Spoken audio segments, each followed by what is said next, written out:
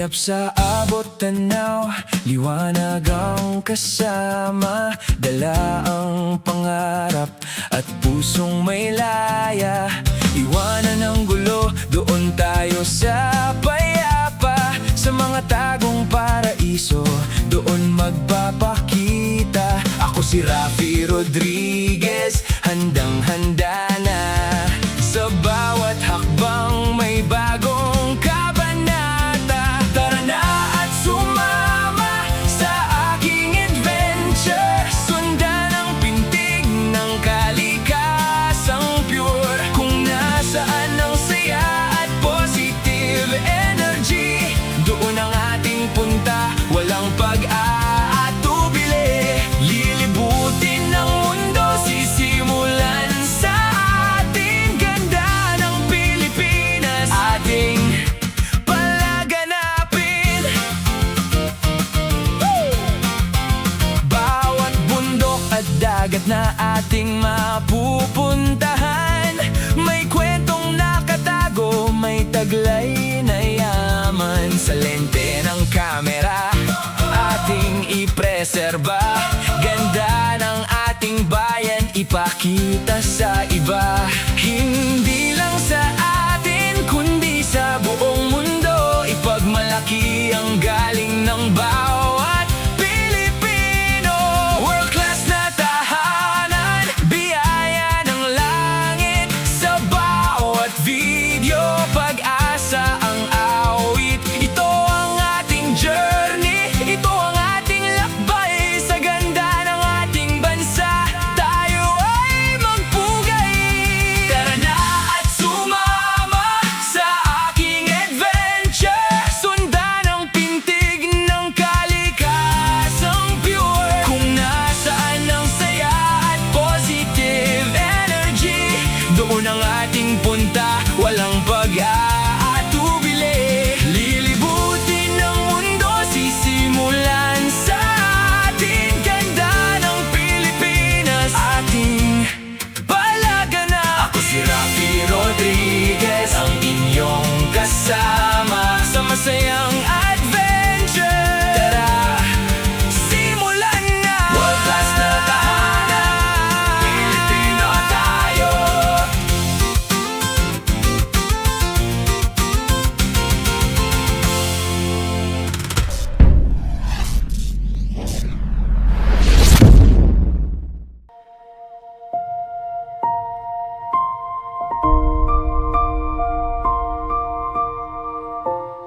Ang bawat pagbalik ay hindi lamang pagtatapos ng isang biyahe.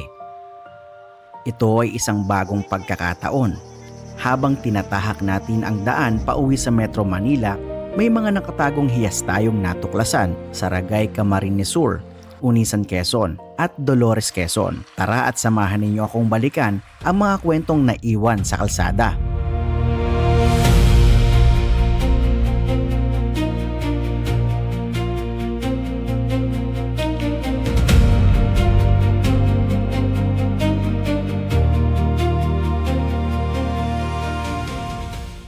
Ito na yung pinakamahapding biyahe ko talaga sa kasaysayan. Okay. So, sa kasaysayan ng pag travel vlog natin, no, na may sariling sasakyan.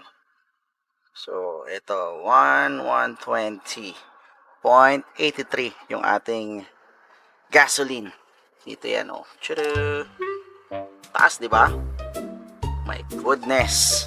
Travel pa. Kaya, go! Ang oras ay 1:35. Ayan, hindi ko alam kung kita nyo. 1:35 ng hapon at narating natin itong boundary ng Albay at ng Camarines Sur. Ayan, tuloy-tuloy pa rin po yung biyahe natin and tignan natin kung saan tayo pwede mag-stop mamaya. Okay, so let's go again.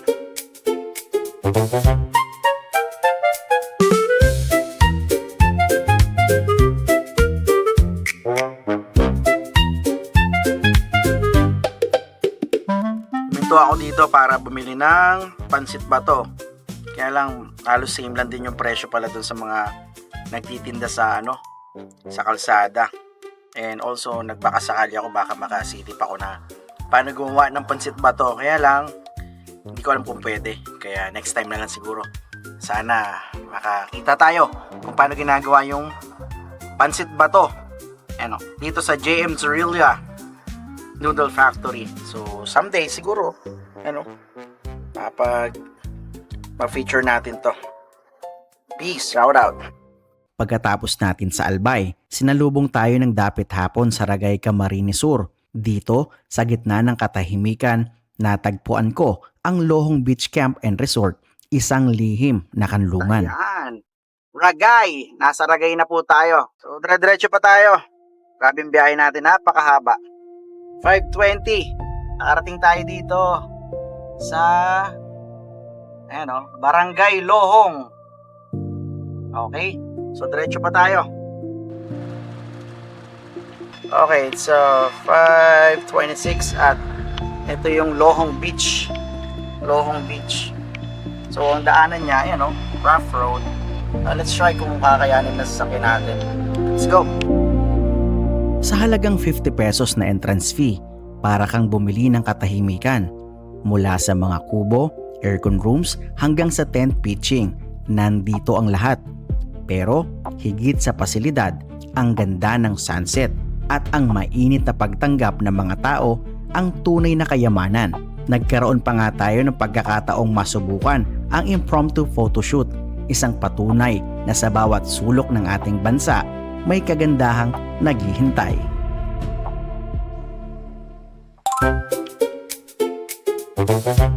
So, dito tayo ulit sa beach. Kasi may nakita tayo na magpapapicture daw sila. Gusto doon na magpapicture. Yun o. Photoshoot daw. Photoshoot natin.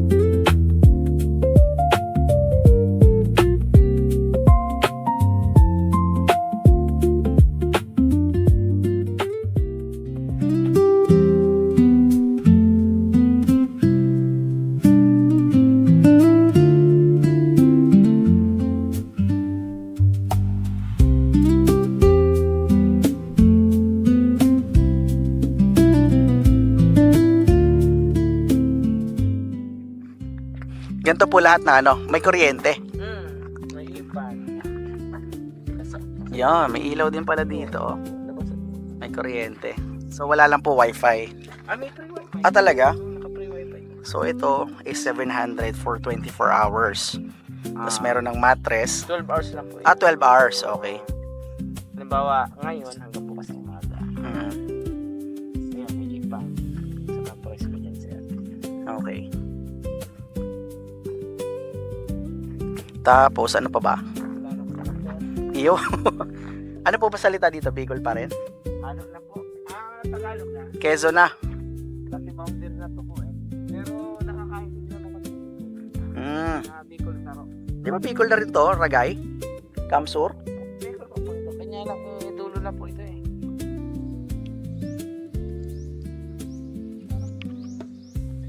So, ito di na pinapadaanan kasi marupok na. Oo, sir. Pero maganda siyang spot eh, oh. Maganda yung dati boss. Nag-picture sila dyan.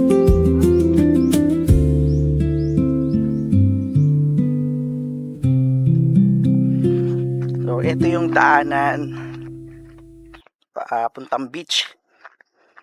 Nandito tayo sa Lohong Beach Resort. Yan, oh. So, may sirang bangka dito. Sayang, ang laki.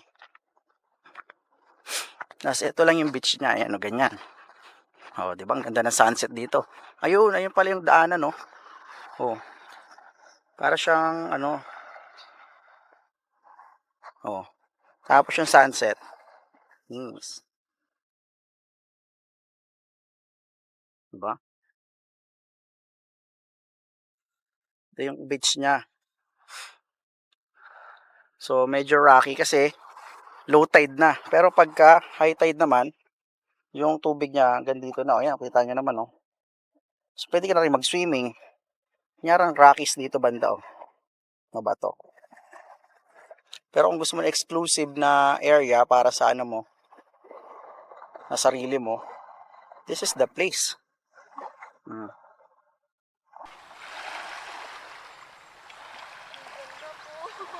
So mas malapit tayo sa sa resort kung dito tayo dadaan. Kaya lang wasak na, oh. So wala na siyang daanan unless dito ka dadaan sa Putikan. Or ito, yan, oh. Sira-sira na. Pero ang ganda nito siguro dati. Nung maayos pa. Nice. So very exclusive yung area niya. Wala siyang ibang mga bahay or kahit anong mga establishments dito. Solo mo yung area, oh. Hidden gem. Manis, ganda. Ganda na sunset.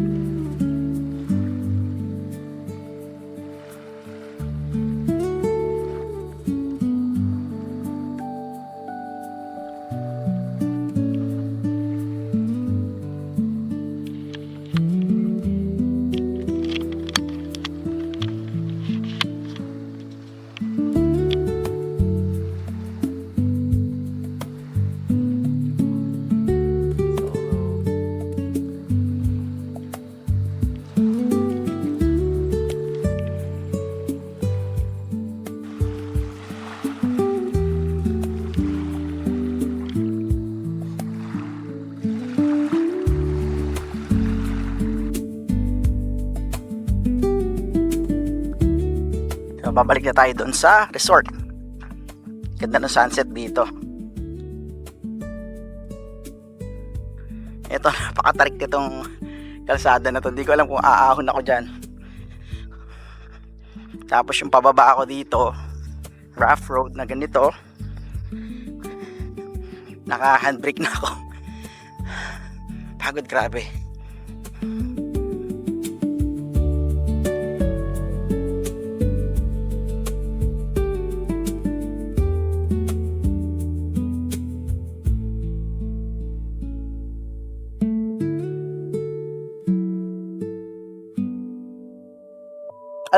Ano pangalan nyo nga?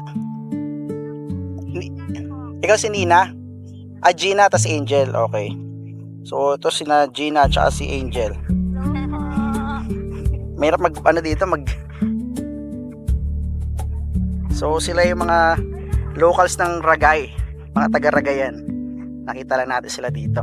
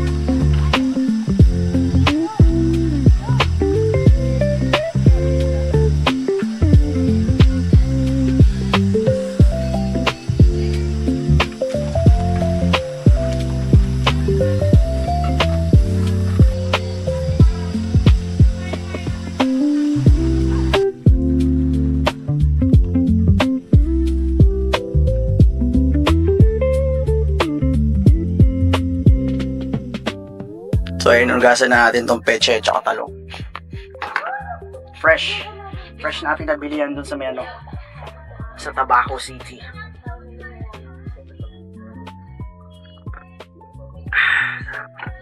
Perfect. Panin natin. Yeah. So almost done. Ang lulutuin natin ngayon ay ginisang peche na masardinas. Sorry. So dahil wala akong kutsilyo, bumili ako ng kutsilyo 150 sa daanan.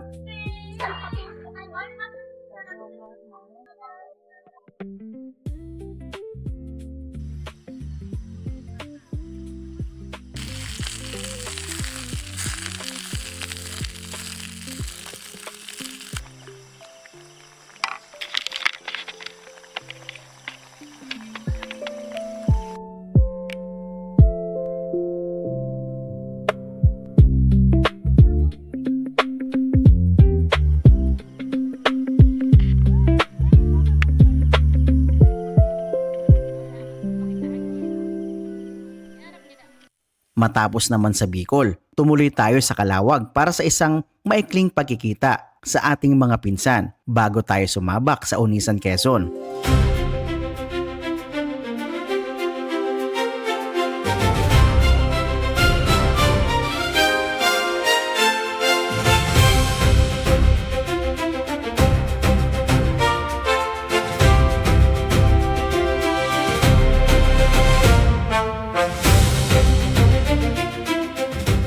Hindi naging madali ang paghahanap, ngunit doon tayo dinala ng tadhana sa Blessed Days by Hana Private Resort.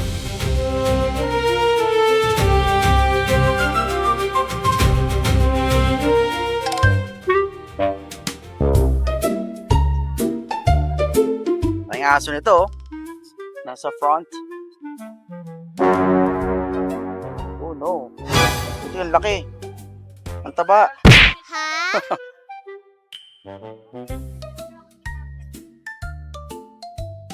Nakakalakad pa pala to. Ang laki mo naman. Ano po yan, sir? Grabe itong aso to. Nakakalakad ka pa ba? Kayo po ba yung kapatid ni Daniel? Yes po. Ayan. Kayo po ba yung sinasabi niya? Ang dami pala, punuan pala kayo ngayon. Sir, ano po? Sabi ko. Madami yung tao ngayon. Kaya nga eh. Kaya kung magbablog po adjust nyo na lang yun. Silipin natin yung mga kung anong mga pwede natin makita rito na kwarto.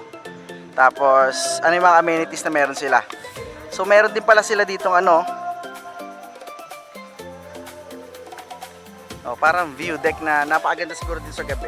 Sa lugar na ito, ramdam mo ang pagiging payapa na tila ba nasa sarili mong bahay. Sir, kita ang dana. Overlooking, ha? Oh, nice. Ang ganda ng rito, spot. Maganda yung sunset dito sa area na to. Yes, Kung sir. dito kayo room. At nagpahinga na agad ako ng maayos. Sa totoo lang, miss na miss ko na talaga ang malamig na hangin ng aircon habang pinagmamasdan ang paglubog ng araw sa aking kwarto. So, mga lods, apayta ko sa inyo yung tsura ng labas ng ating kwarto. Eto.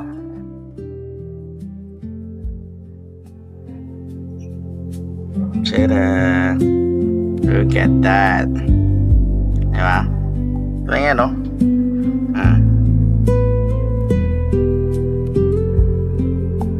Overlooking, oh. Wow! Nice sunset. Napakaganda.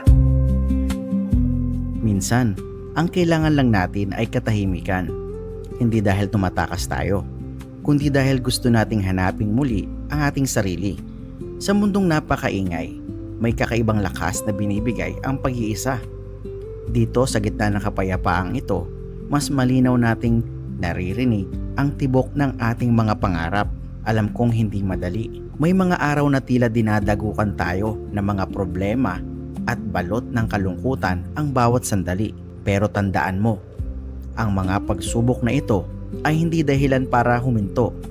Ang bawat luhang pumapatak ay hindi tanda ng kahinaan, kundi paglilinis ng paningin para mas makita natin ang tamang landas.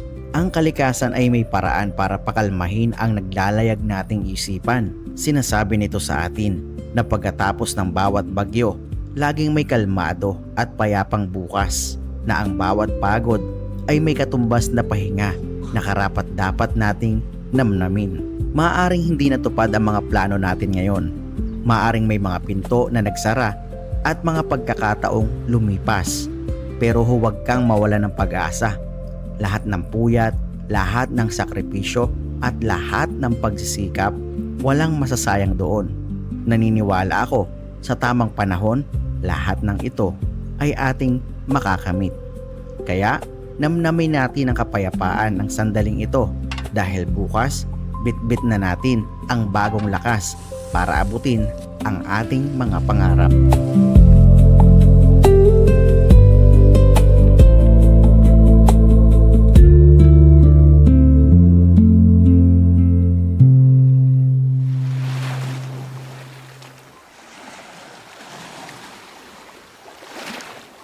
Matapos makapag-agahan ay nag-edit na muna tayo ng ilang mga videos at in-enjoy ang paligid saka tinuloy ang magpahinga.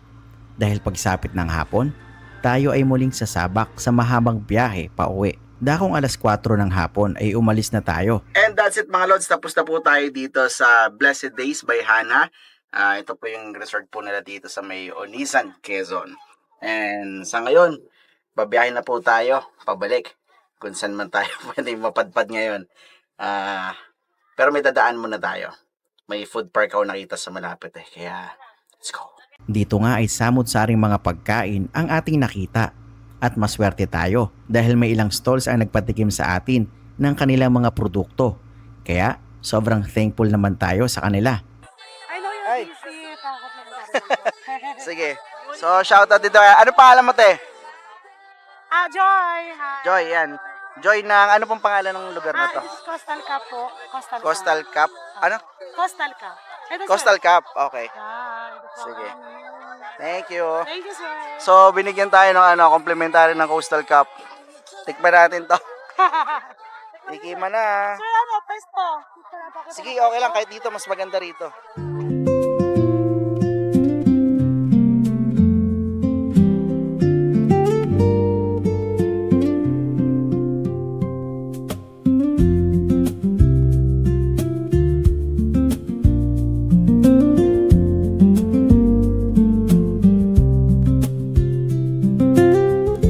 Napakaganda ng pasyalang ito. Habang nakain ay meron pa silang libreng pa-movie at perfect na sunset view. Masarap mag-relax dito dahil sobrang mababait at maalaga ang mga lokal. Sayang nga lang at bitin ang ating oras dahil hindi na tayo nakapag-stay pa ng matagal dahil nga kailangan na nating bumiyahe pabalik. Masarap ang tumambay dito dahil sa presko ang hangin. Dakong alas 7 naman ng gabi ay tumuloy na tayo sa ating biyahe at hindi ko na nga ito ni-record pa para makabalik tayo ng mabilis. Yun na nga no. Tapos na tayo dito sa may food park dito sa may Onisan, Quezon. Tapos may nagpa-picture doon kanina isang lalaki. Ang nangyari, pipicture ko sana silang lahat. Tapos sabi ko magpapalit ako ng lente. Then pagpunta ko sa sasakyan, I found out na yung bag ko pala na may lente, dalawang lente is nawawala. Tapos ando doon yung ibang mga cord. Hindi ko na alam kung ano pa yung mga laman nun basta mahalaga dun sa bag ko is yung cord, mga lente, dalawang lente, tapos meron pang yung ginagamit kong audio, yung microphone ko kasama dun sa nawala. So yun. Malaki-laki din pala nawala sa akin nung nalaglag din yung yung higaan ko, foam, tapos yung bag ko pala nadamay doon. So yun, but anyway, wala na yan. Okay lang, mapapalitan din naman yan. So paano, tapos na tayo dito. And maganda yung lugar kasi tahimik, tapos napaka-presko ng hangin. And mababait yung mga tao dito. Tapos binigyan pa nga tayo ng complimentary na fries, tapos may hotdog and takoyaki, tapos may kape. Tapos yun, nakita natin may mga bata doon na binigay na natin yung sobrang pagkain na complimentary natin kasi hindi natin kaya bubusin pa, may pagkain pa tayo dito. And also yung meron din silang movie night dito para sa mga bata, napakaganda, stig. So yun lang. At narating na nga natin ang Peace in Nature Farm Resort. 100 pesos lang ang kanilang entrance fee kapag day tour at 150 pesos naman kapag overnight. Meron din silang mga cottages at meron pang mga kwarto na pwede ninyong matuluyan. Tampok naman sa lugar na ito ang napakalinaw at malamig na tubig ng kanilang spring water. Ang linaw kitang-kita yung bato. Kung kaya, hindi nakakapagtakang dinarayo talaga ito ng mga tao, lalo na kung weekends. Malawak ang kanilang parking space na pwedeng magkasya ang napakaraming mga sasakyan plus ang kanilang mga tents. Kaya tamang-tama ang lugar na ito para sa mga car campers. Meron nga din pala sila ditong piso wifi, kaya always connected ka pa din. Dito nga ay niluto nating muli ang ating beef steak na natira ko pa kahapon sa Unisan.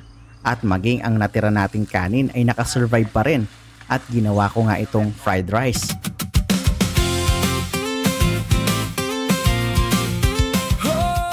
Matapos naman tayo makapag-agahan ay muli nating itinuloy ang ating tulog habang hindi pa gaano kainit ang sikat ng araw. At syempre, hindi pwedeng hindi tayo maliligo bago umalis.